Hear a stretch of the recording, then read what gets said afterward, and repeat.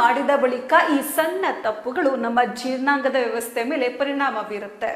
ಊಟ ಮಾಡಿದ ತಕ್ಷಣ ಮಲಗಿದಾಗ ಆಹಾರ ಸರಿಯಾಗಿ ಜೀರ್ಣವಾಗುವುದಿಲ್ಲ ಮತ್ತು ಇದರಿಂದಾಗಿ ನೀವು ಆಮ್ಲೀಯತೆ, ಗ್ಯಾಸ್ ಮತ್ತು ಹೊಟ್ಟೆ ಉಬ್ಬರದಂಥ ಸಮಸ್ಯೆಗಳನ್ನು ಎದುರಿಸಬಹುದು.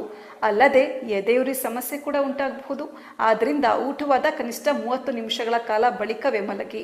ಊಟವಾದ ನಂತರ ನೀವು ಚಹಾ ಅಥವಾ ಕಾಫಿ ಕುಡಿಯುವಾಗ ಅವುಗಳಲ್ಲಿರುವ ಅಂಶಗಳು ದೇಹವು ಕಬ್ಬಿಣದ ಹೀರಿಕೊಳ್ಳುವಿಕೆಯನ್ನು ಕಡಿಮೆ ಮಾಡುತ್ತೆ. ಇದು ರಕ್ತಹೀನತೆಗೆ ಕಾರಣ ಆಗಬಹುದು. ನೀವು ಚಹಾ ಅಥವಾ ಕಾಫಿಯನ್ನ ಕುಡಿಲೇಬೇಕಂದ್ರೆ ಊಟವಾದ ಬಳಿಕ ಕನಿಷ್ಠ 45 ನಿಮಿಷಗಳ ಕಾಲ ಕಾಯಿರಿ. ಊಟವಾದ ತಕ್ಷಣ ನೀವು ಹೆಚ್ಚು ನೀರು ಕುಡಿಬಾರದು. ಇದು ನಿಮ್ಮ ಆರೋಗ್ಯಕ್ಕೆ ತುಂಬಾ ಹಾನಿಕಾರಕ.